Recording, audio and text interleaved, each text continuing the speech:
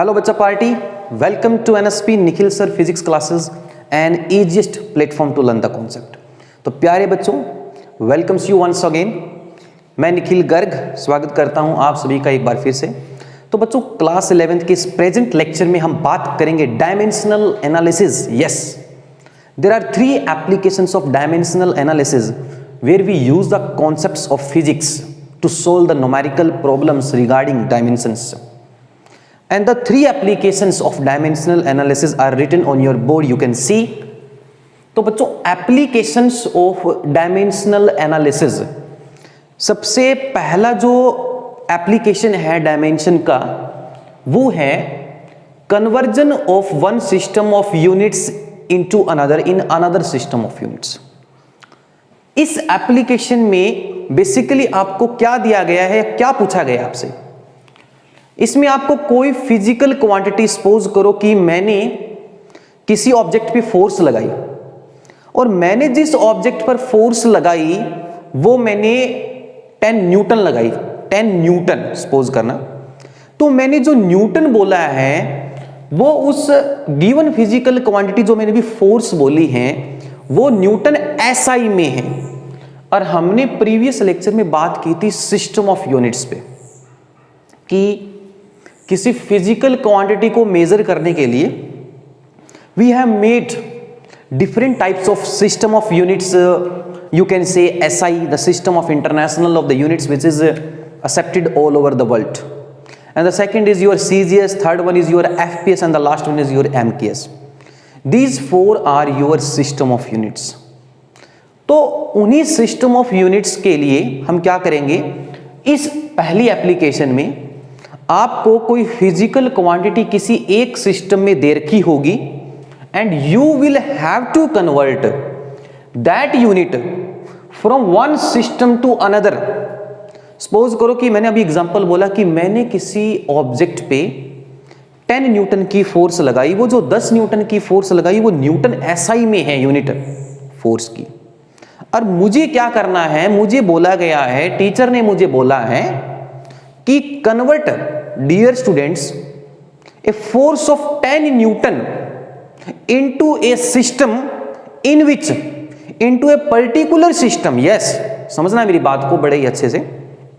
Convert a force of 10 newton which is in SI one system and you will have to convert that 10 Newton into a particular system in which mass is measured in gram, time is measured in second and length is measured in centimeter.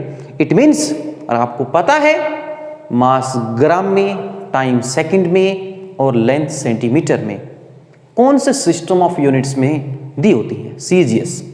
तो मेरा question clear है, मुझे उस given physical quantity को SI से CGS में बदलना है। और क्वेश्चंस होंगे वहां आपको सीजीएस से एमकेएस में बदलना हो सकता है, या कोई ऐसा पर्टिकुलर सिस्टम बना दूं जिसमें मास किलोग्राम में होगा, टाइम मिनट में होना चाहिए और लेंथ आपकी सेकंड में होनी चाहिए, मीटर में होनी चाहिए, सॉरी। तो कोई भी हम अपने हिसाब से किसी एक सिस्टम को अपने हिसाब से अकॉर्डिंग, हम अपनी विश के अकॉर्डिंग किसी भी सिस्टम के अंदर हम बदल सकते हैं किसी एक गिवन फिजिकल क्वांटिटी के यूनिट को दूसरे यूनिट के अंदर। तो वो कैसे करते हैं, क्या उसका प्रोसीजर है, तो वो हम सारी बात करेंगे। कहीं भी 1% भी कहीं दिक्कत नहीं आएगी इस टॉपिक से रिगार्डिंग। तो ये वो फर्स्ट एप्लीकेशन थी डायमेंशनल एनालिसिस की जो हम क्वेश्चन से, एग्जाम्पल से हम सोल्व करेंगे ताकि आपको बहुत अच्छे से क्लियर हो, आपके दिमाग में वो बात एंटर कर जाए कि हाँ ऐसे होता है, ऐसा फॉर्मेट है। सेकंड है डियर स्टूडेंट्स, प्यारे बच्चों, आपके सामने कोई भी एक फिजिकल फॉर्मूला, फिजिक्स का फॉर्मूला दिया गया होगा, और वो जो फिजिक्स का फॉर्मूला दिया गया होगा, ये जरूरी नहीं है कि जो आपके सामने फॉर्मूला दिया गया इज इट राइट और रॉन्ग, वो कि वो सही है या गलत है, लेकिन you will have to check that. उसको आपको चेक करना है कि इज इट राइट और रॉन्ग, क्या ये सही है या गलत है। तो किसी भी गिवन फिजिकल रिलेशन और फॉर्मूले की करेक्टनेस को चेक करना है with help of what, you can C very easy, dimensional analysis. तो जैसे आप फिजिक्स में जो भी फॉर्मूले पढ़ते हो जो आपके टीचर्स पढ़ाते हैं, जो बुक्स में लिखे हुए हैं, इसका मतलब वो एग्जैक्ट है। अगर वो जो फॉर्मूला फिजिक्स में पढ़ रहे हो, उससे क्वेश्चन सोल्व कर रहे हो और आंसर आ रहे हैं, तो भैया वो फॉर्मूला, भाई साहब वो फॉर्मूला आपका डायमेंशनली भी करेक्ट है, अदरवाइज वो भी करेक्ट नहीं है। इसका मतलब क्या हुआ कि checking the correctness of A physical relation में हम बात करेंगे कि कोई भी गिवन फॉर्मूला वो अकॉर्डिंग टू डायमेंशन राइट है या रॉन्ग। और प्रीवियस लेक्चर में मैंने आपको बहुत ही अच्छे तरीके से बताया था, in physics addition, subtraction, multiplication and division of two और more than two quantities and the quantities which you are going to be add or subtract them of should be of same kind। जिन physical quantities को बच्चे हम add कर रहे हैं, subtract कर रहे हैं, वो should be of same kind, वो एक जैसी होनी चाहिए। मास का मास के साथ कंपैरिजन होगा, लेंथ का लेंथ के साथ कंपैरिजन होगा, टाइम के साथ कंपैरिजन होगा। मतलब जो भी आप फिजिकल क्वांटिटीज कंपेयर कर रहे हो वो सेम काइंड की होनी चाहिए, लाइक क्वांटिटीज होनी चाहिए, एक जैसी क्वांटिटीज होनी चाहिए। ये नहीं है कि एक 10 kg का बैग है और एक 10 मीटर की रोड है, मैं कंपेयर कर रहा हूं, बेतुकी बात है, कोई क्वेश्चन नहीं है, कोई मीनिंग नहीं है, मीनिंगलेस टॉक है ये, ठीक है। तो जो भी क्वांटिटीज आप फिजिक्स में कंपेयर करते हो, एडिशन करते हो, सब्ट्रैक्शन करते हो, वो सेम काइंड की होनी चाहिए। तो वही है कि हमें इस फिजिकल रिलेशन की करेक्टनेस चेक करनी है by applying a special principle and that is the principle of homogeneity. हाँ बच्चों, प्रिंसिपल ऑफ होमोजेनिटी से हम चेक करेंगे the given formula according to physics that I am studying in the physics is right और wrong. जो physics में पढ़ रहा हूं फॉर्मूला वो फिजिक्स में सही है या गलत है, but how, by applying a special principle and that is principle of homogeneity. Now come to the third dimensional analysis, application of dimensional analysis where we start to meet, जहां हम start करेंगे बनाना क्या, फिजिक्स के नए फॉर्मूले बनाना start करेंगे, physics के फॉर्मूले बनाना स्टार्ट करेंगे। आप सीखोगे कि हाउ कैन वी मेक या how can we derive a physical relation. जैसे F is equal to m a है, V is equal to u plus a t है, S is equal to u t plus half a t square है। Physics में जो भी physical relation है बच्चों आप उनको ड्राइव कर सकते हो। वो तरीका क्या है, वो फॉर्मेट क्या है, वो मैं आपको सिखाऊंगा कैसे क्या है। तो कहीं भी 1% की भी टेंशन लेने की जरूरत नहीं है, सारी चीज़ बड़े अच्छे से कॉन्सेप्ट से बेसिक से हम क्लियर करेंगे, ठीक है। तो बने रहिए मेरे साथ। तो लास्ट एप्लीकेशन में हमने बात की, इसमें हमें एक फिजिकल रिलेशन को ड्राइव करना है, आपको फॉर्मूला बनाना है, और उस फॉर्मूले को बनाने के लिए to make a given physical relation in the question you will have given some factors and by the factors you will be able to make the given physical relation. उस फिजिकल रिलेशन को बनाने के लिए आपको कुछ factors दिए गए होंगे। सपोज करो for example A particle of mass m, a particle of mass m is moving with velocity v in a circle of radius r uniformly, and to make an object in uniform circular motion, at every point of its motion we need a centripetal force that acts towards the center of the circle at every point of its journey, at every points of its motion। जब कोई भी चीज़ suppose करो जैसे ये है, ये m मास का particle है, ये जाना चाहता है सीधा, लेकिन एक सेंटर की तरफ फोर्स लगेगी जो इसको इधर की तरफ खींच के रखेगी। तो बच्चों न तो ये ऑब्जेक्ट इधर जाएगा ना इधर जाएगा, ये इनके रिजल्टेंट पे जाएगा। फिर जब ये यहाँ आ जाएगा तो फिर ये इधर जाना चाहेगा। ये वेलोसिटी है बच्चों पर्टिकुलरली, और ये जो है हमारी ये आपकी सेंट्रीपिटल फोर्स है, that is representing here bye FC, centripetal force. अब जब ये यहाँ आ जाएगा तो ऐसा जाना चाहेगा, लेकिन फिर इसको एक सेंटर की तरफ फोर्स खींच के लगेगी, इधर खींच के रखेगी, तो ना तो ये इधर जाएगा ना इधर जाएगा, तो बेसिकली बच्चों ये इनका रिजल्टेंट पे जाएगा। फिर यहाँ आ गया तो ना अब ये फिर सीधा जाने की कोशिश करेगा, फिर इसको एक फोर्स अपनी तरफ खींच के रखेगी।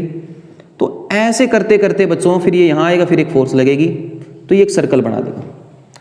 तो मैं कहूं कि इसके ऊपर जो ये सेंट्रीपिटल फोर्स लग रही है, बेसिकली आपको इस सेंट्रीपिटल फोर्स का फॉर्मूला ही तो ड्राइव करना है। मतलब आपको ड्राइव करना है क्या, आपको ड्राइव करना है F = mv²/r।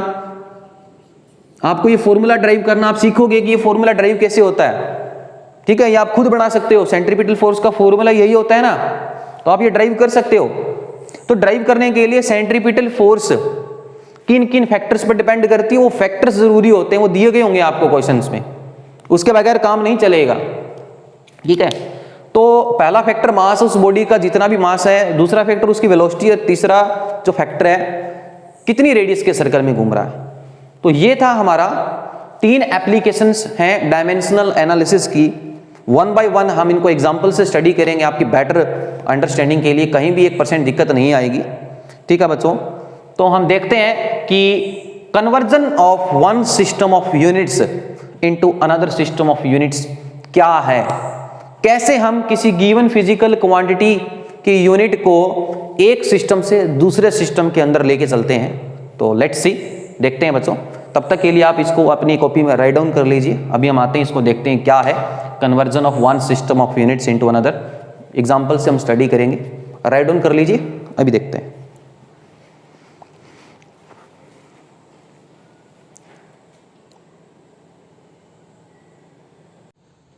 तो बच्चों let's see how we will convert a given physical quantity from one system of unit into another. तो इस क्वेश्चन में आपको क्या दे रखा है, you can see convert 1 newton into dyne. आपको 1 न्यूटन को डायन में बदलना है। और न्यूटन किसकी यूनिट होती है, आपको पता है बच्चों कि न्यूटन जो यूनिट होती है वो फोर्स की यूनिट होती है। तो फोर्स का फॉर्मूला क्या होगा बच्चा, यहां ma, मास इनटू एक्सीलरेशन। और डायमेंशनल फॉर्मूला हमने किसी भी गिवन फिजिकल क्वांटिटी का निकालना सीखा था। डायमेंशनल फॉर्मूला वो फॉर्मूला होता है जो मास, लेंथ और टाइम तीनों की टर्म्स में। अब मैं पूछूं कि इस फोर्स के डायमेंशनल फॉर्मूले में मास की डायमेंशन 1 है जो ऊपर पावर लगी है, लेंथ की डायमेंशन 1 है, टाइम की डायमेंशन -2 है। ये आगे काम आएंगे हमारे जब हम इस न्यूटन को डायन में बदलेंगे। और अभी मैंने आपको ये बताया कि फिजिक्स में जिन फिजिकल क्वांटिटीज का बच्चों हम एक दूसरे के साथ कंपेयर करते हैं वो should be of same kind, ठीक है। मास का मास के साथ, लेंथ का लेंथ के साथ, टाइम का टाइम के साथ। तो 1 न्यूटन को डायन में बदलना है। तो न्यूटन किसकी यूनिट आप लिखना तो पता लगा गया कि फोर्स की। तो फोर्स को फोर्स के साथ ही कंपेयर कर सकते हैं ना, भी मास को मास में बदल सकते हैं, लेंथ को लेंथ में। तो ऑफ कोर्स है, ये भी श्योर है कि फोर्स को फोर्स में ही बदला जाएगा। तो न्यूटन फोर्स की है तो डायन भी फोर्स की है। लेकिन हाँ ये फर्क है कि डायन किसी और सिस्टम में फोर्स की यूनिट है और न्यूटन किसी और सिस्टम में। न्यूटन फोर्स की यूनिट है, you can C SI। SI system में फोर्स की यूनिट है न्यूटन। और जो डायन है वो सीजीएस में है, सीजीएस में। और आपको पता है चाहे SI हो चाहे सीजीएस हो, हमें मास, लेंथ और टाइम इन तीनों की डायमेंशंस तो देखनी ही पड़ेगी, नेसेसरी है। तो बच्चों SI में मास जो होता है वो हमेशा, तो हमने देखो ऊपर आप देख रहे हो कि किसी एक सिस्टम के अंदर आपको फिजिकल क्वांटिटी दे रखी है, वन सिस्टम ऑफ यूनिट। दूसरे सिस्टम में बदलना है तो डायन में बदलना है, सीजीएस में बदलना है। तो SI के अंदर और सीजीएस के अंदर मास, लेंथ और टाइम, मास, लेंथ और टाइम क्या क्या है एक बार वो अपनी साइड में आप लिख लो ताकि आपको कोई दिक्कत ना आए कन्वर्जन करने में। अभी अभी कन्वर्जन पे हम फॉर्मूले पर भी आएंगे कि वो फॉर्मूला क्या है। 1 न्यूटन।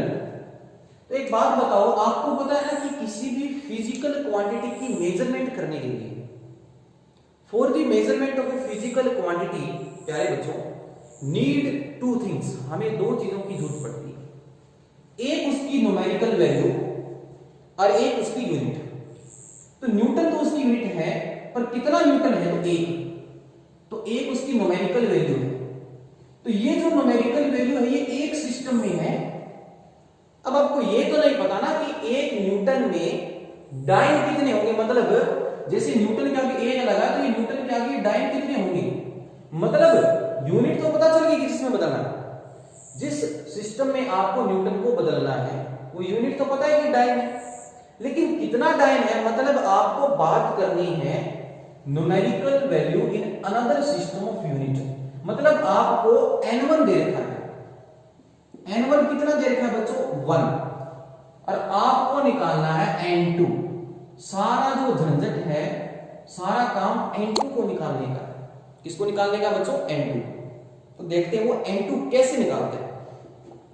तो SI में मास kg में, लेंथ मीटर में, टाइम सेकंड में, CGS सेंटीमीटर ग्राम सेकंड, मास ग्राम में, लेंथ सेंटीमीटर में और टाइम सेकंड। इतना आप अपनी कॉपी में लिख सकते हो। मैं ये फॉर्मेट करवा रहा हूं, ये एक सिंपल सा जो है फॉर्मेट है जो आप अप्लाई करोगे। सारा काम करना है न्यूमेरिकल वैल्यू निकालने के लिए। आप देखते हो न्यूमेरिकल वैल्यू कैसे होती है। आपको पता है कि किसी भी फिजिकल क्वांटिटी की मेजरमेंट करने के लिए हमें न्यूमेरिकल वैल्यू की और उसकी यूनिट की प्रोडक्ट करनी होती है। आपको पता है कोई भी फिजिकल क्वांटिटी सपोज करो x है, तो क्या उसकी वो न्यूमेरिकल वैल्यू है, कितने गुणा और किस यूनिट के कितने टाइम्स है, तो वो u। n और u की मल्टीप्लाई करने से ही वो गिवन फिजिकल क्वांटिटी कंप्लीट आपके सामने तैयार होती है। तो सारा काम n2 निकालने के लिए करना। आई होप इतना आपको समझ में आ गया, कहीं भी 1% की दिक्कत नहीं है मेरे ख्याल से। अगर है तो आप मुझे कमेंट कर सकते हैं कहीं भी, ठीक है ना। अपने कमेंट बॉक्स में कमेंट करके मुझे आप बता सकते हैं कि सर मुझे यहां कमी है। तो बच्चों लेट्स गो, आगे देखते हैं क्या है n2 कैसे होगा। तो n2 निकालने के लिए हमें करना क्या है, ठीक है। तो बात करते हैं, जैसे देखो n1, जो n1 था वो उस फोर्स की SI के अंदर न्यूमेरिकल वैल्यू n1। अब बात करेंगे करना क्या है, आपको पता है यूनिट, मैंने आपको प्रीवियस लेक्चर में भी बताया है, numerical value unit. Numerical value कितनी आएगी वो तो चलो अभी हम निकालेंगे यूनिट। न्यूमेरिकल वैल्यू और यूनिट्स चेंज करने से उस फिजिकल क्वांटिटी की मेजरमेंट में कोई असर नहीं होता। By changing the numerical value and units from one system to into another there will be no effect on the measurement. उस मेजरमेंट पे, उसके माप के ऊपर कोई असर नहीं आएगा, ठीक है ना। और मेजरमेंट अभी बताया कैसे करते हैं, उसकी क्या न्यूमेरिकल वैल्यू और क्या उसका डायमेंशनल फॉर्मूला उनकी प्रोडक्ट कर दो, वो आपकी मेजरमेंट आएगी। n1 तो होगी m1 की पावर a। अभी हमें डायमेंशन नहीं पता है, पर ये जो डायमेंशन है, मास की पावर क्या है, लेंथ की पावर क्या है, टाइम की पावर क्या है, ये फोर्स के फॉर्मूले से पता चल जाएगा। जो फोर्स का, क्योंकि न्यूटन किसकी यूनिट है, फोर्स। फोर्स किसके बराबर आप देख सकते हैं m में। तो फोर्स की डायमेंशन, मास की डायमेंशन की 1, L की 1, T की -2, ये काम आएंगे यहां। लेकिन अभी आपको यहाँ ABC लिखना है।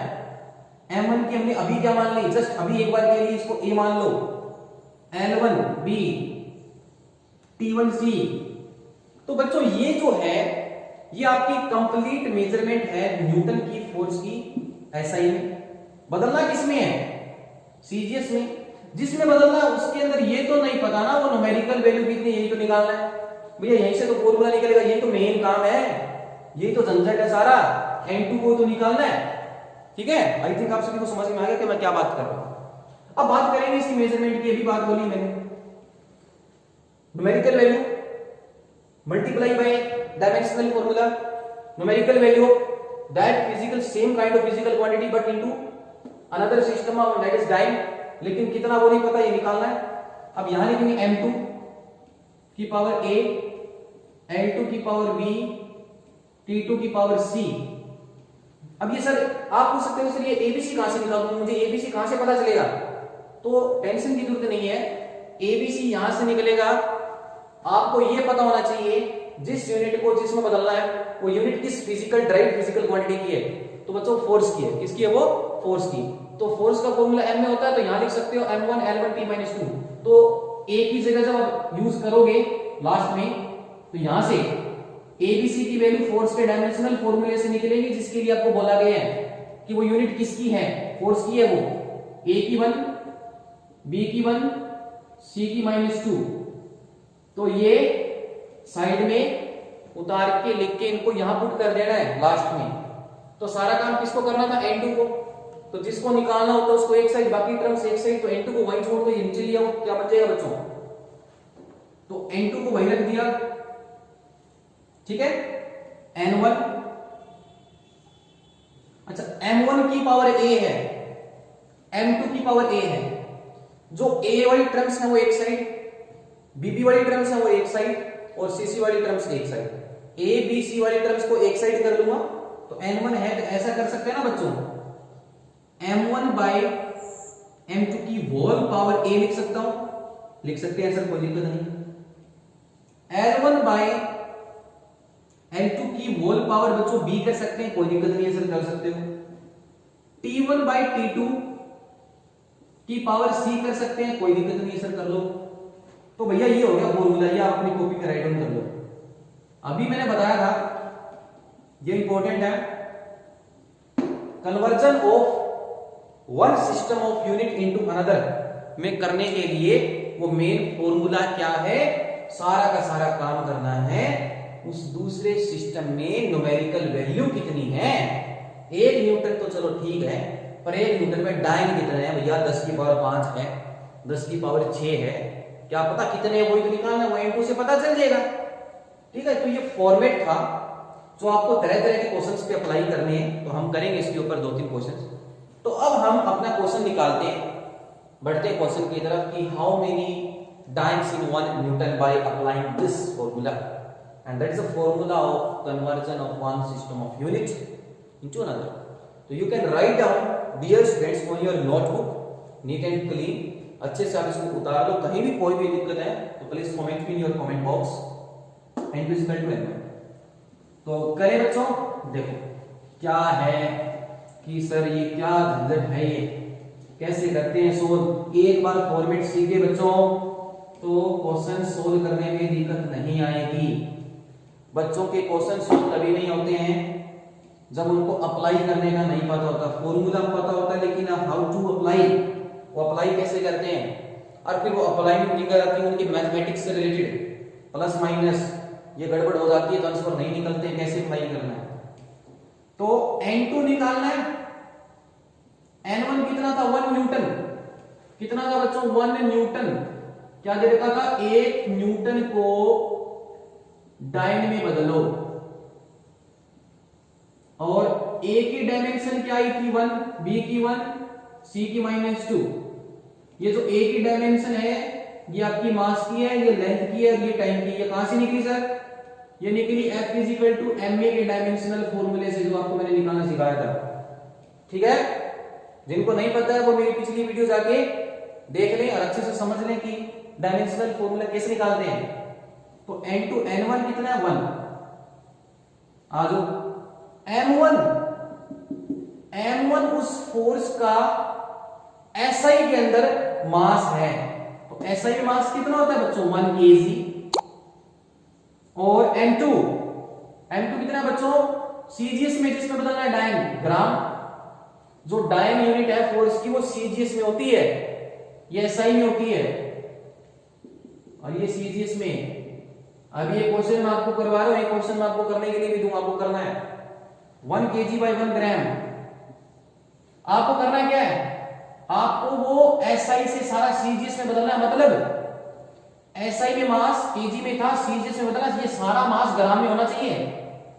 करना क्या है समझ रहे हो ना, मास को kg से सारा वो मास ग्राम में होना चाहिए, लेंथ पहले मीटर में थी तो वो सारी सेंटीमीटर में होनी चाहिए, टाइम सेकंड में था तो सेकंड में ही रहना चाहिए, kg बाय, ठीक है। अभी के लिए a लिख देते हैं, 1 मीटर 1 सेंटीमीटर, मीटर SI में, सेंटीमीटर सीजीएस में, और बदलना सारा सीजीएस में, सारा का सारा जो लेंथ है सारी की सारी लेंथ सीजीएस में बदलनी है, सारा मास सीजीएस में बदलना है, सारा टाइम सीजीएस में बदलना है, ये b हो गया, ठीक है।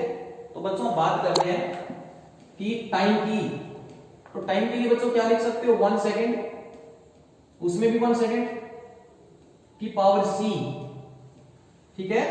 अब एक बात बताओ 1 kg को ये सारी एक्सप्रेशन ग्राम में आनी चाहिए, तो how many grams in 1 kg, 10⁻³ gram by gram, 1 gram. अब साथ साथ में ABC की वैल्यू इनपुट कर दो, ए की वैल्यू कितनी आई थी पावर, जो डायमेंशनल फॉर्मूला था मास का वहां से 1 मीटर में कितने सेंटीमीटर, सारा सेंटीमीटर में बदल दो, ये 10 टू पावर 2 1 सेंटीमीटर कट गया सर, बी आ गया। बी कितना था 1, बी भी 1 था ना, और 1 सेकंड ये तो इसमें कोई दिक्कत नहीं है, तो भैया कट जाएगा। सी कितना है -2, ठीक है जी, मिटो दें, रब कर दें। देखो बच्चों, तो भैया ग्राम से ग्राम ले मरा, सेंटीमीटर से सेंटीमीटर ले मरा, और सेकंड से सेकंड ले मरा, तो क्या आ गया बच्चों 10 टू पावर 3, ठीक है ना, क्योंकि आप देखो क्या निकाल रहे हो, इक्वल में जो चीज बनेगी वो न्यूमेरिकल वैल्यू ही तो बनेगी, यूनिट थोड़ी आएगी, यूनिट तो कट रही है, ग्राम से ग्राम कट गया, सेंटीमीटर से सेंटीमीटर ले मरा, सेकंड से सेकंड ले मरा, तो whole things comes into the form of a number, just a numerical value. तो वही तो निकालना है कि 1 न्यूटन में कितने डाइन थे, 1 न्यूटन में 10 की पावर 5 6 जो भी आएंगे, देखो 10 to power 3 1, 10 to power 2 into 1 10 to power 2, और 1 की पावर -2। ये जो आया बच्चों, ये क्या आया आपका, ये आया आपका, अब भैया 1 की पावर तो सही कुछ भी हो 1 ही होता है, तो भैया क्या आया 10 की पावर 5 आ गया। तो इसका मतलब न्यूटन से डायल में बदलना था, लेकिन 1 न्यूटन में हमने पता लगा लिया कि भैया 1 न्यूटन में 10 की पावर 5 डायन होते हैं, और 1 नंबर में आने वाला क्वेश्चन भी है, इसको याद भी रखना है, ठीक है ना। तो remember it for the 1 mark question, important question, how many dynes in 1 newton can ask you your examiner, कि 1 न्यूटन में कितने डायन होते हैं, तो आपको याद भी रखनी है वैल्यू 10 टू पावर 5 डायन। न्यूटन से डायन में बदला फोर्स को, क्वेश्चन बना चाहिए एक सिस्टम को दूसरे सिस्टम में बदला यूनिट्स को, डायमेंशनल एनालिसिस से सोल्व किया, एक एक चीज मैंने आपको बारीकी से बताई है। अब एक क्वेश्चन, ठीक है, मैं बोर्ड पे लिख रहा हूं, साथ साथ मैं सोल्व करूंगा, लेकिन स्क्रीनशॉट लेके वीडियो पॉज करके आपको अपने से सोल्व करना है वो क्वेश्चन, जैसे मैंने अभी कराया बिल्कुल as it is format apply करना है। तो write down students, convert 1 joule into erg, 1 joule में कितने अर्ग होते हैं, हाँ जी, question number 2, convert 1 joule into erg, 1 joule में कितने अर्ग होते हैं। पहले तो ये देखना ये क्वेश्चन किसका है, ये भैया कन्वर्जन है वन सिस्टम ऑफ यूनिट के इनटू अनदर। और आपको मैंने पहले बोला है कि फिजिक्स में जिन फिजिकल क्वांटिटीज का हम एक दूसरे के साथ कंपेयर करेंगे that of should be same kind. तो जूल, पहले ये पहचाना है कि जूल किसकी यूनिट थी, जैसे पहले क्वेश्चन में न्यूटन आपने पहचाना, न्यूटन फोर्स की यूनिट थी, तो जूल किसकी यूनिट होती है, वर्क की। तो भैया ये भी वर्क की है, लेकिन सिस्टम अलग होगा, जूल है एसआई में, अर्ग है बच्चों सीजीएस में। तो अब की बार वापस आपको बोला गया है कि एसआई से सीजीएस में बदल के दिखाओ, तरीका वही है कि सर आपने बोल तो दिया कि 1 जूल है, लेकिन 1 जूल में अर्ग कितने हैं, मुझे N2 निकालना है ना, मुझे यहाँ वैल्यू क्या आएगी वो निकालनी है। उसके लिए सर अभी आपने फॉर्मूला करवाया क्या, N2 N1 M1 by M2 की whole power A, L1 by L2 की whole power B, and T1 by T2 की होल पावर C। तो ये लगा दो बच्चों, N2 निकालना है, N1 1 है, तो कितना आ गया M1 M2। पहले काम करो ABC निकालने के लिए, ये वर्क का जो फॉर्मूला होता है, वर्क की यूनिट होती है डायमेंशनल फॉर्मूला, तो बच्चों वर्क का क्या आएगा, वर्क का डायमेंशनल फॉर्मूला क्या होता है, फोर्स इनटू डिस्प्लेसमेंट। फोर्स क्या अभी निकाला आपने mLT-2, तो डिस्टेंस L और होती है L1 L1। फोर्स का फॉर्मूला होता है mLT-2 डायमेंशनल फॉर्मूला, और डिस्टेंस का क्या होता है आपका L, क्या आ गया m1L2T-2। अब यहाँ पे मास की A है तो A की जगह 1 आएगा, काम आएगा हमारे, L की 2 है तो B की जगह 2 आएगा, T की -2 है तो C -2 आएगा, ये काम आएगा हमारे यहाँ, ठीक है। तो N1 कितना था, 1 था, M1 सारा मैंने बदल दिया 10 टू पावर 3 ग्राम।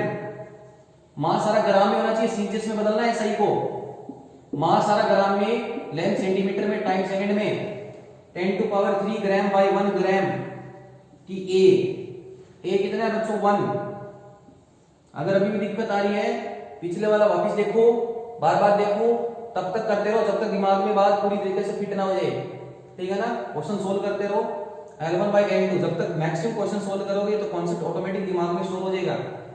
L1/L2 तो कितना आएगा आपका 10⁻² सेंटीमीटर बाई 1 सेंटीमीटर की पावर बी आप देख सकते हो, 2 दे रखे हैं, 1 सेकंड,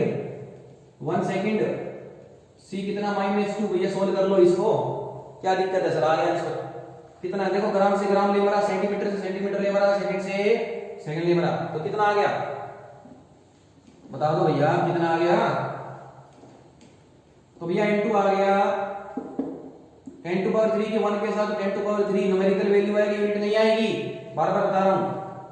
10⁻³ 10⁻4 और 1, इसका मतलब हमने एक बात सीख ली कि भैया n2 आएगा इसमें 10⁻7। तो सर अभी आपने पूछा था 1 जूल में कितने अर्घ होते हैं, तो मैं बता रहा हूं सर 1 जूल में 10⁻7 अर्घ होते हैं। और कैसे निकाला मैंने, फॉर्मेट अप्लाई किया सर, अभी जो आपने बताया था, कितना n2 कितना है 10⁻7। तो ये भी एक नंबर के लिए याद रखना है, और 1 मार्क क्वेश्चन इंपॉर्टेंट है।